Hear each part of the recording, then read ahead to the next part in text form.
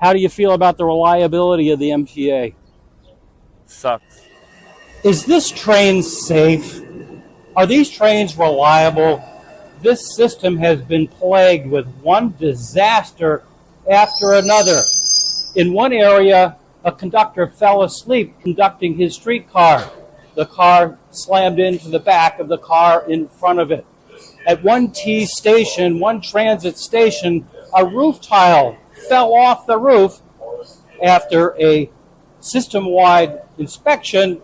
Several weeks later, everything had been declared safe. An electrical panel box actually fell and struck a woman on her shoulder.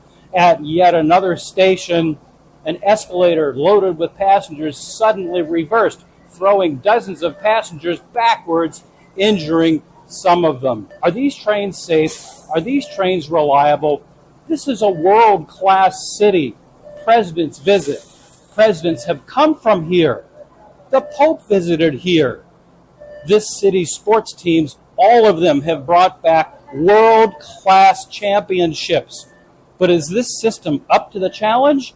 Are these trains safe? Are these trains reliable? Rail fails in this episode of About the Law.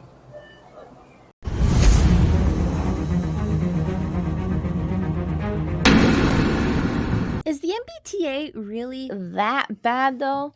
The trains seem to go in and out of the city and get you to where you're going, right?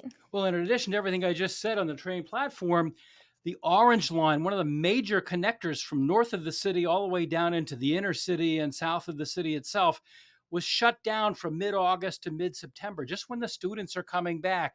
Is that a world-class city transportation system? And as we do this podcast, the Green Line, or a portion of the Green Line, is being shut down for 12 days just before the students are coming back. I mean, is this system up to the challenge? That's some crazy stuff. I'm Lainey Law. And I'm Andrew Myers. And this is About the Law. So we're going to take a look this week at the Mass Bay Transportation Authority, the transit system that serves Greater Boston, and the failures that have just accompanied the rail system from start to finish. Yeah, and it's interesting because you would think that, especially with the structures, like a lot of major cities, New York, Los Angeles, they all have their different transit, systems. I'm curious as to what makes the Massachusetts one unique. Well, one of the things that makes it unique is that it's been around for a long, long, long time. And the federal government, the Federal Transportation Agency, came in and took a look and investigated after a number of accidents. And while they were there between mid-April of 2022 and the end of June of 2022, they did an inspection. And while they were there, now let me ask you a question before I get into this. Did you ever work at a place where, you're working and somebody says, the boss is coming, and everybody dummies up and acts really appropriately? Always, So the boss is coming, so everybody looks busy and everybody, they're on their best behavior, right? Mm-hmm. Well, the Federal Transit Authority came to Boston. And while they were there, while they were taking a look at the transit system in Boston, here's some of the things that happened. There was a derailment at Kendall Station in Cambridge. There were 3 derailments of construction equipment in a work zone near the airport. A Red Line train rolled away at one of the yards in South Boston. A Red Line train rolled away at the Braintree station onto the main line, and it rolled out of control for about a third of a mile right on the main line of the subway. Oh my gosh. At the same time, while the federal investigators were there, and you'd think the T was on their best behavior, there was a collision between 2 trains on the Green Line that sent 4 MBTA transit workers to the hospital. There was a low-speed collision at a Green Line platform that inadvertently coupled the 2 trains together and caused a passenger evacuation towards Park Station. And there was a partial suspension of service on the orange and green lines due to a structural issue at the government center garage. So that happened while the bosses were there watching. I'm about to go running away. You tell me that they're doing an inspection, I'm running as far away as And possible. Oh also, my while gosh. they're there watching the line during the Federal Transportation Authority's on site review, orange and red line rail cars were removed from service twice due to sheared bolts on a train brake unit. That happened on May 19th, and a battery failure that resulted in an explosion. And that was, like I said, that was while the boss was there. Oh my gosh. Following up on the shutdown of the orange line, purportedly to redo the tracks and fix the orange line tracks, an advocacy group that watches the MTA said things got even worse. They said the MTA Orange Line service was slower than before after the maintenance shutdown. They said the transit line sees an increase in slow zones. The agency says more work has been scheduled to take advantage of materials already in place. Before that shutdown, the delays were 6.9 minutes on average. After the shutdown, the delays were 14 to 30-minute delays. So, did it That's a do any huge good for them to shut difference. down? Well, that's also like, I guess when you think about it though, is just like 30 minutes. Like if you're 30 minutes late to a meeting, that's grounds for dismissal. 30 minutes, like what kind of interviews, what kind of things are you missed? Like the people taking these missing as a result of that, you know? So the Federal Management Inspection talked to T employees, and frontline workers expressed a lack of confidence that safety issues, once reported, would be addressed. Also, senior technical leadership expressed similar concerns, providing numerous examples where operational or maintenance issues with potential safety impacts had been raised, but were not even addressed, as agency resources were unavailable or focused on other areas. And so concerns were raised while the boss was there. hmm It's just interesting to me because you think about it as just like the transportation. If you're going to be relying on transportation, public transportation, it's something that you need to be able to consistently take day after day. It's like a 15-minute delay can ruin the outcome of your entire week. Well, many years ago, of course, I relied on the T. I think I know every single inch of the system. I may know it better than some of the people that work at the T at this time because I went to college in Boston and I went to law school in Boston, and I had temp jobs, Waltham, Somerville, Braintree, and I had no cars, so I relied on the T back then. And it was somewhat reliable. I recall a good friend of mine saying, well, you can count on the T to get you there. It might be a little late, but that's what she said. She said a little late. Now we're talking about major delays while the Federal Rail Administration is there, or I should say the Federal Transit Administration is there taking a look. It seems, objectively speaking, that it has degenerated. Well, and it also just seems overall dangerous. I mean, I am fortunate that I am able to have my own car, but if you're taking public transportation and you're scared there's a risk there's going to be an accident, that's very serious. That you can injure yourself or even worse. Yeah, let's take a look. Well, while we were there in Boston, we took a look at the system, and we also talked to. Are you a regular rider? Every day. How do you feel about the reliability of the MTA? Sucks. Why do you say that? Trains don't arrive on the time they say they're arriving overhead. Like they say 5 minutes and then switches on to 8 minutes and 10 minutes. Everything's just backed up probably. Do you feel that you're safe when you ride the trains? I am. I don't know about everybody else. Have you heard about all the accidents they've had? Oh, yeah. Harvard Square, the system, well, the falling debris and stuff like that, yeah. Do you rely on the trains to get to work? Yes, everywhere. Are you on time? Some, mostly. Okay. All right, thank you. You ride the MBTA every day? Yeah. How do you feel? Most. Okay, how do you feel about it? Well, I mean, it's been slow, like for the past couple of years, basically. But I've been here since 2018. Do you feel that the T is reliable?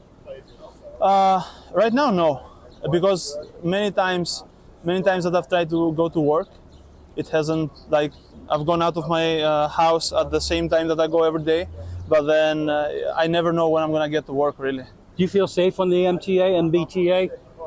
Yeah, the hours that I ride it, yeah. I mean, I know that there are some instances basically, but I've never had any trouble. Okay. Anything else you want to add? Well, I just hope it can get fixed as soon as possible, please. Do you feel that it's in good hands? They just got a new leader of the MBTA. Do you think it's in good hands now? Well, I saw it was an article that he was saying that I'm gonna ride the MBTA or the red line until it's finished, basically, like just to give confidence to the riders, you know.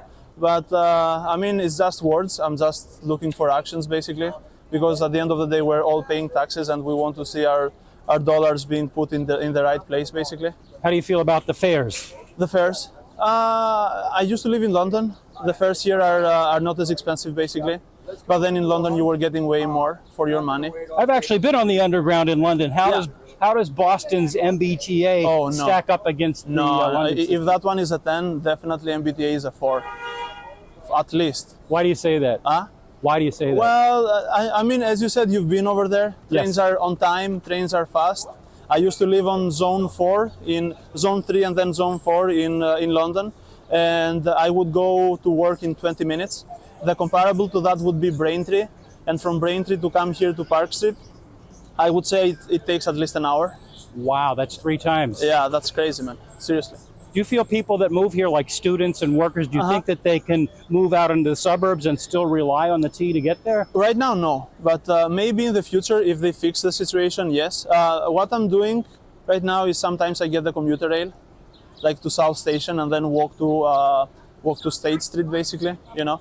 But other than that, everything is fine. How do you feel about the MBTA here in Boston? Having moved to Boston roughly 2 years ago, it's a national treasure. It deserves protection, upgrades, and maintenance. People deserve the right to be able to move about freely and enjoy themselves, and I feel like it's being squandered right now. Why do you say that? Lack of maintenance, lack of communication.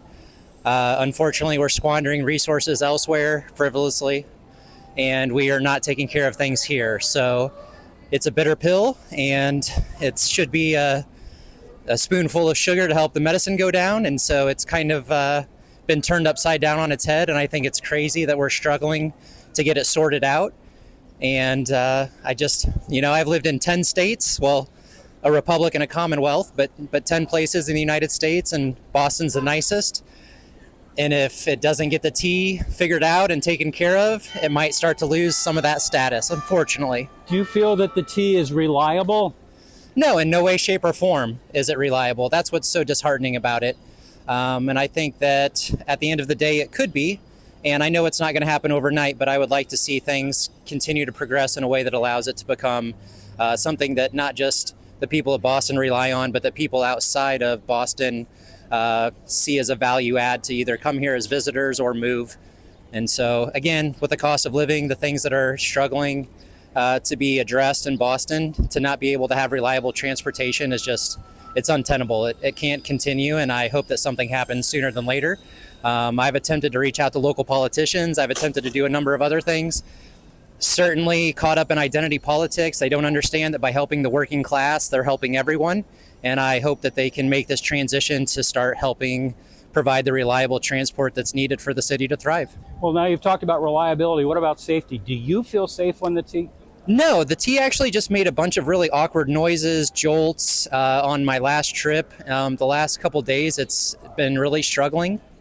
I don't have to take it daily for my commute, but my wife does. And I do take it weekly a few times. And so it's not like I'm unnerved by things happening. But I've lived in other parts of the world. Southeast Asia, they would laugh at us for what we put together here. I mean, you go to Kuala Lumpur, you go to places in Korea and Japan, and what they're investing into these types of resources is astronomical compared to what we have here. And it's embarrassing. I feel like if people were exposed to things elsewhere and then had to experience what's going on here, they would have pitchforks out. So I try to stay civil about it because it's very easy to become negative, but this is something that has to be addressed. And not just here. I mean, we need to see other cities bring back the same type of transportation. LA was a phenomenal city. It was literally built on the back of streetcars. GM lobbied and came in and had them ripped out, and now people can't even afford these vehicles. So congratulations. We basically have had a horseshoe come about where I don't know how a normal laborer who's working hard every single day trying to provide can get around in an adequate manner, not just in Boston, but really in any part of the United States. Are you willing to give the MBTA any slack at all? I mean, this is the oldest transportation system in the world or the country, and we're standing on one of the oldest, if not the oldest, T stations. It was built at the turn of the 18th, 19th century. So do you give them any slack for that? I'll give them a little bit of slack, but I want to remind everyone of something that's very important. This is America. Stars and stripes. We handle business. We have innovation. We have engineers. We have resources. We are more than capable of addressing this. So happy to provide slack, but let's not forget who we are. Let's not forget what we're trying to accomplish as a whole. And frankly speaking, I'm just not sure that anything needs to take place where anyone needs to be vilified. I think that that's a waste of time. I think it's time to look forward and put resources right after the problems that we find. I just don't think that it makes any sense to ignore what's going on or have a struggle of leadership. Someone needs to step up.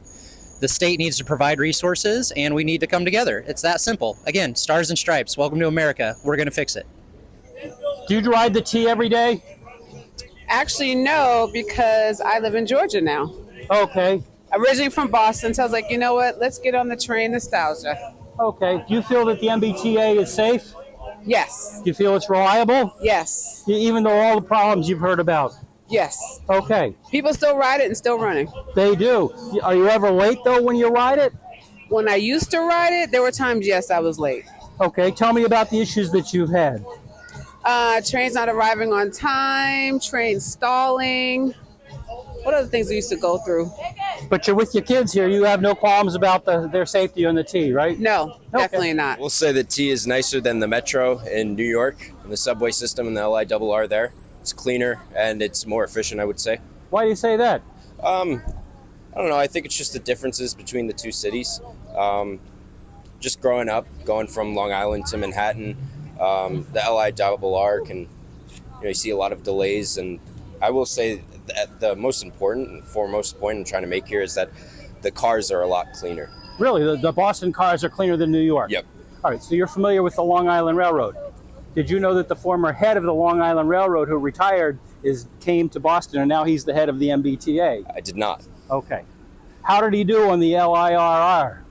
I will say probably fairly well. I mean, we've definitely seen a decline in recent years in terms of, I guess they're trying to come back now. They're coming out with a new fleet of cars. But all in all, I feel,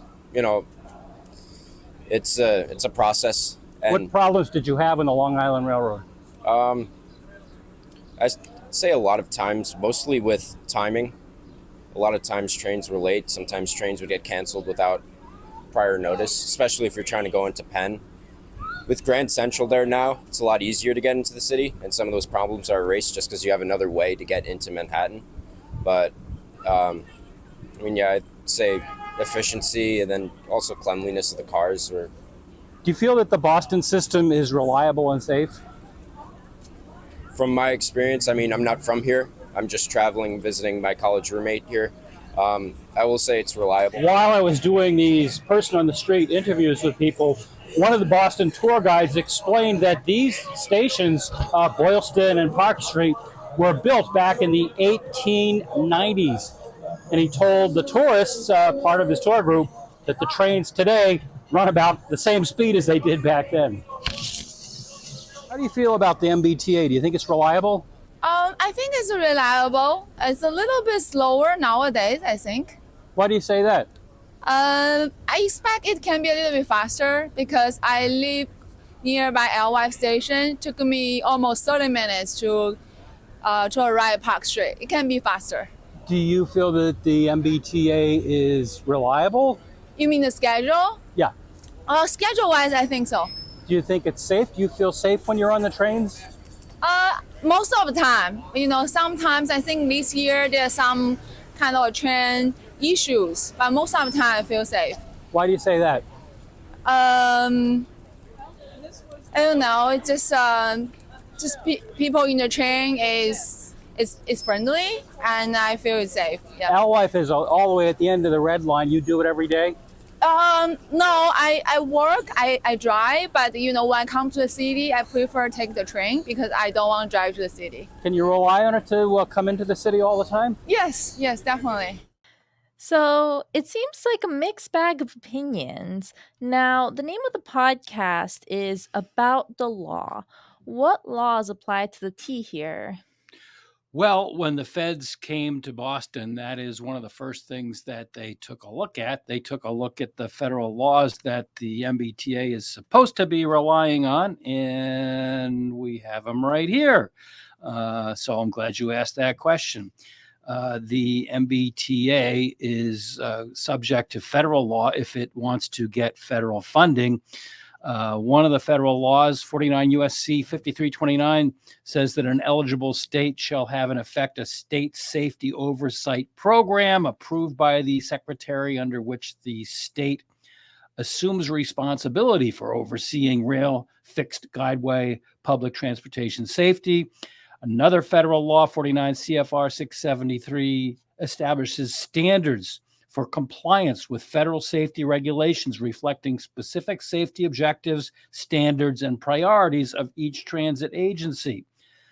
Another federal law requires state development of a safety oversight program, meeting federal safety requirements and adequate to promote the purposes of a federal public transportation safety program.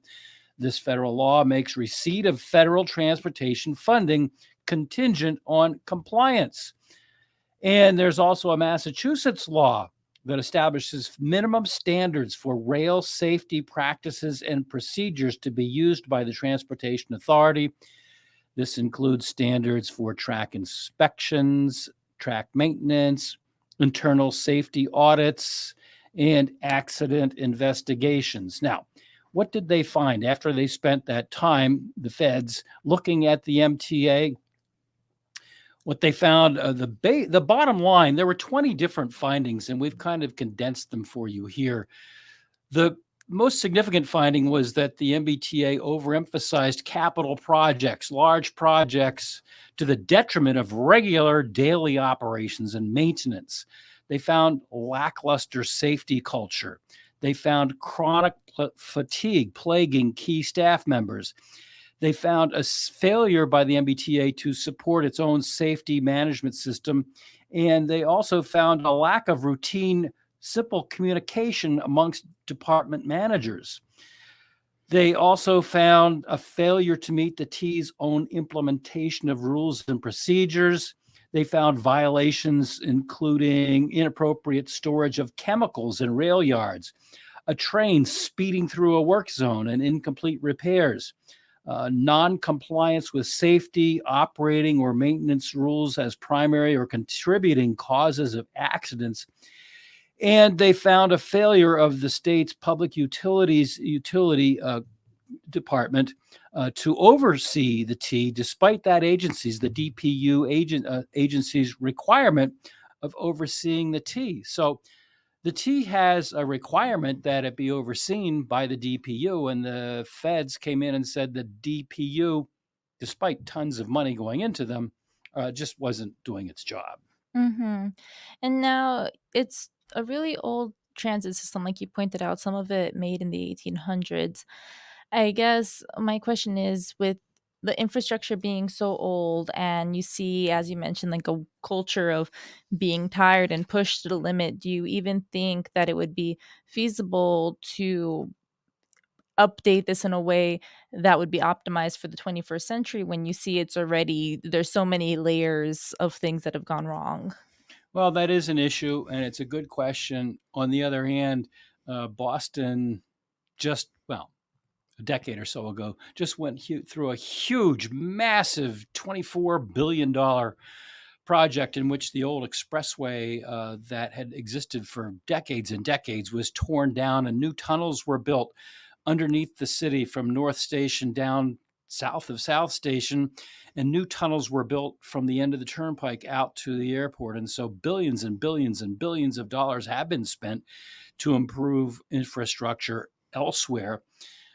It's an interesting question you asked because, yes, it was one of the oldest transportation systems. Actually, public TV did a really excellent series on the MBTA in Boston, and they show old photographs of the original tunnels being dug out on Tremont and Boylston Street, and the Park Street station and the Boylston station being opened. And the people back then didn't want it. They thought that the work would scare the horses. They thought the work would kill business. Some people even thought that by digging down below the streets, they would reach the devil, and the devil would come up to the city. So, Oh my gosh. there's a really great public TV series on the construction of the T. It was a big political, everything in Massachusetts. It's not new that everything in Massachusetts is controversial, but the digging of the T and even the idea of a subway system underneath our city was a huge controversy back then, but it was built. And yeah, it's an old system. But I mean, down in New York, they have an old system also, and they do have breakdowns. But somehow in New York, they're able to overcome them all. Philadelphia has an old system, the Southeast Pennsylvania Transportation Authority. I grew up in Pennsylvania, so I'm somewhat familiar with it. That's an old system. In Boston, billions and billions and billions of dollars are spent on infrastructure. The entire Fan Pier area has been developed in recent decades. And, the President of the United States and Congress last year passed this, $1 trillion infrastructure bill. So it seems to me that a lot of money has been available.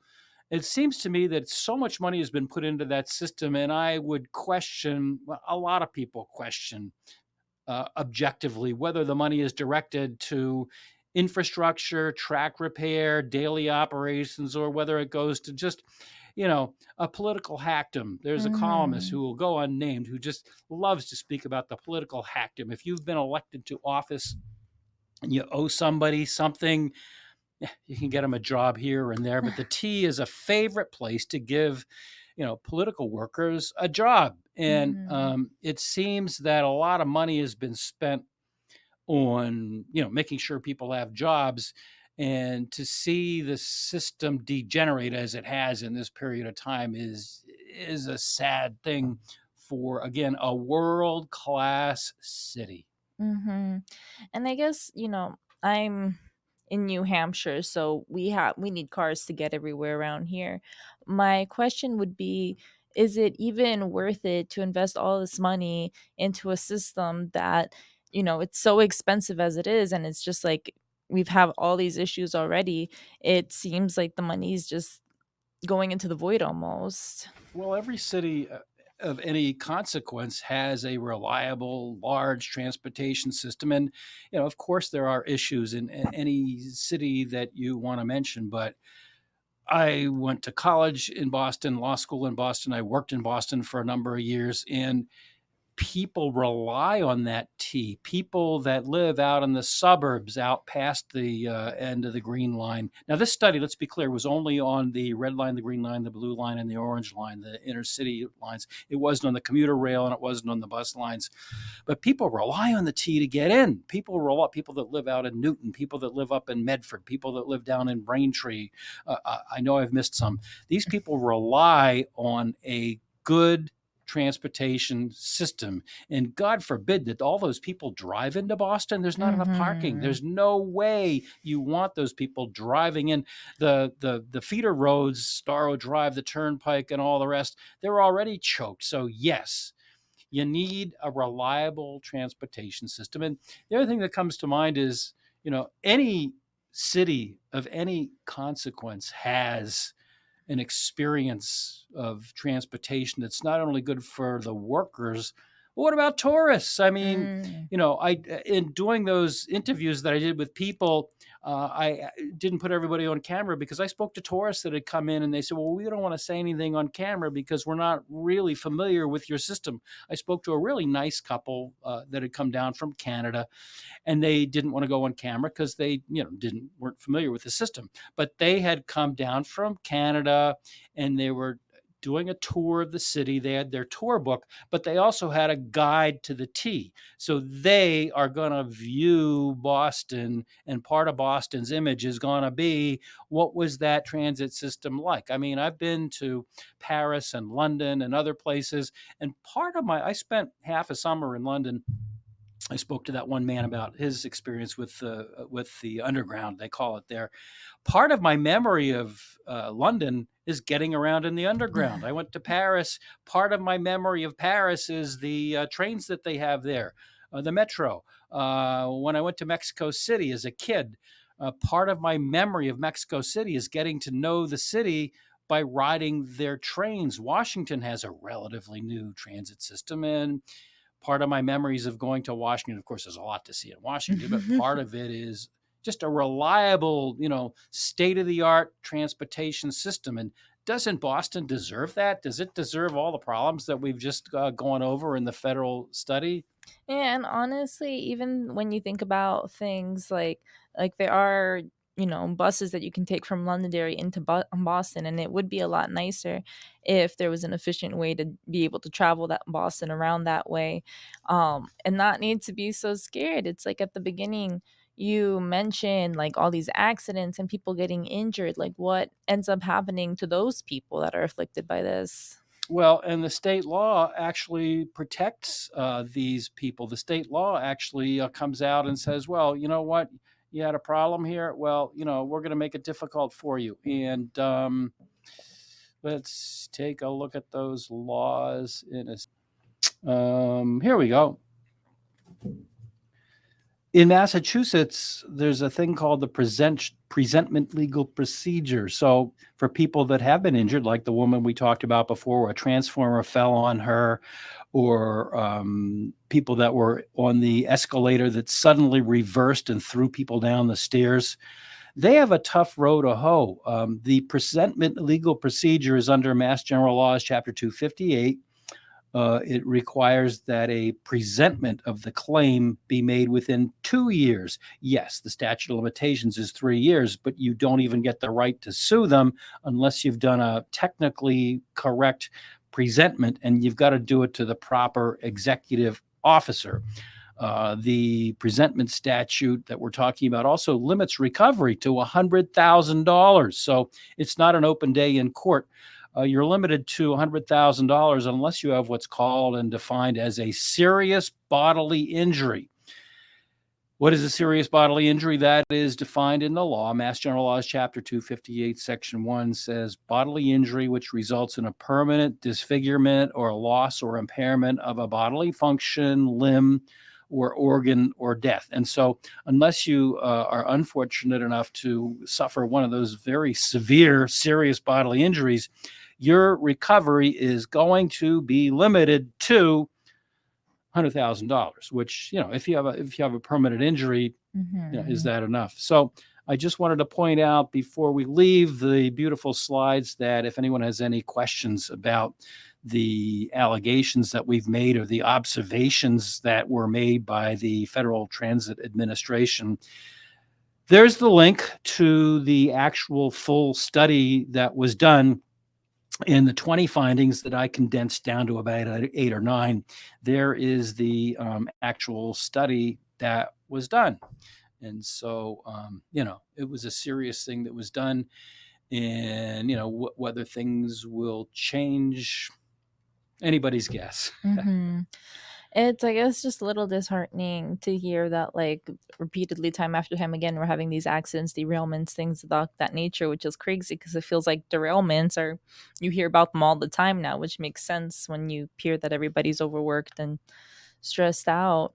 But like you mentioned before, it is just important, like, to be able to have a way to reliably get to and from work. Cars are expensive. You need insurance. Well, plus if you live in the burbs, suppose you live in Newton or you live in Arlington, which I did for a while, or you live in Braintree, it's just a convenient way to get in the city. At one time, I lived in Arlington and I had a part-time temp job down in Braintree. That's the entire length of the Red Line.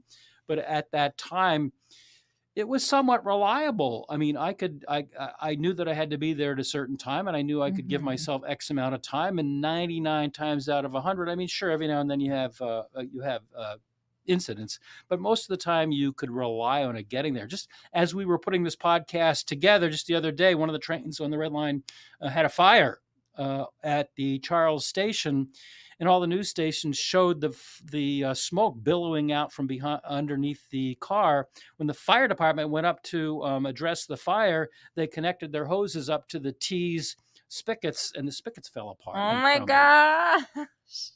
So some brain work needs to go into all of those recommendations and more with respect to the FTA investigation that was done. Mm-hmm. So all of these serious problems have been focused on the MBTA. With all that being said, let's go see what they had to say.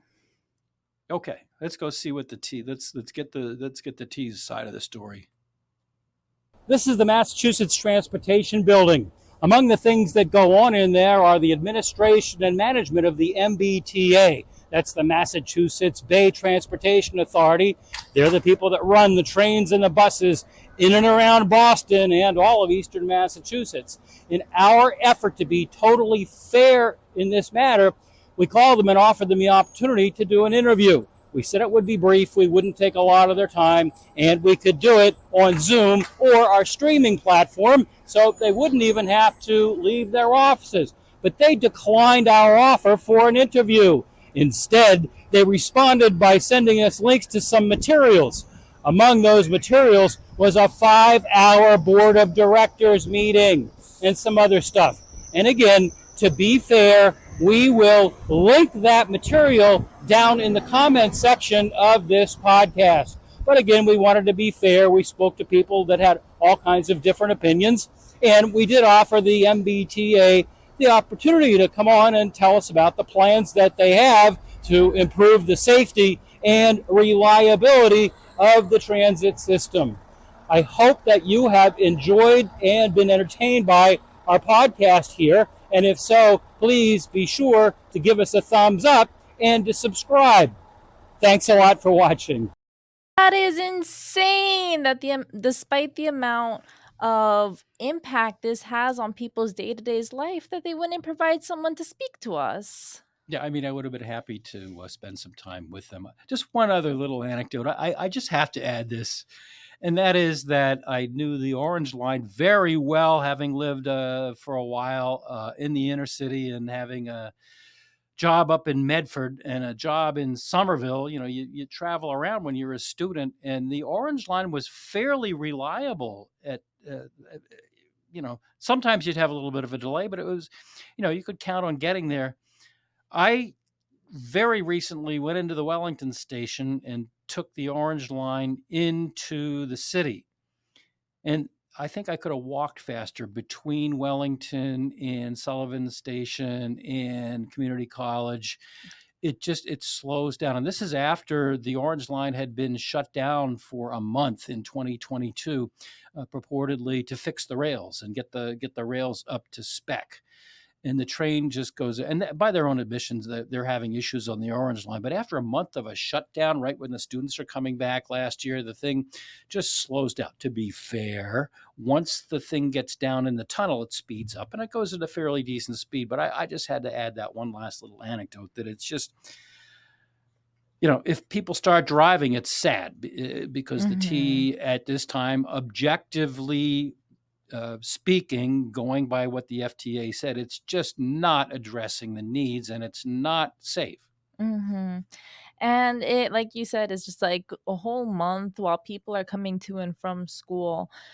Like when you're playing around with that, you're affecting, tens of thousands of people's lives. How many people feel like they can't rely on public transportation? And now you're ruining the public perception of that.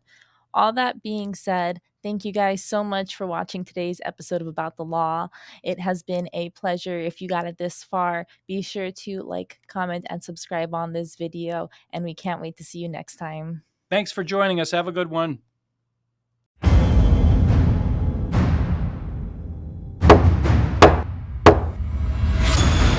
You have been watching About the Law, a production of the law offices of Andrew D. Myers in Methuen in the Merrimack Valley of Massachusetts and in Derry, just outside of Manchester, New Hampshire. Remember to click the like and subscribe buttons down below. And if you enjoyed this video, be sure to share it with your friends and others. If you'd like to talk to me about an injury case, a car accident, a slip and fall, a serious bodily injury case, or some other case, please feel free to contact me. I'd love to talk to you. You can contact us through my website at attorney-myers.com. We have a contact us block, or you can call on one of the telephone numbers we've given there, or you can email me at andrew@attorney-myers.com. The foregoing is offered for informational purposes only. It is not intended as and does not constitute legal advice. Laws vary widely from state to state. You should rely only on the advice given to you during a personal consultation by a local attorney thoroughly familiar with state laws and the area of practice in which your concern lies. This podcast must be and hereby is labeled advertisement in some jurisdictions.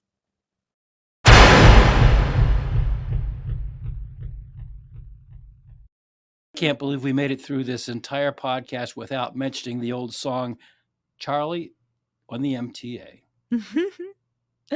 Have a great one.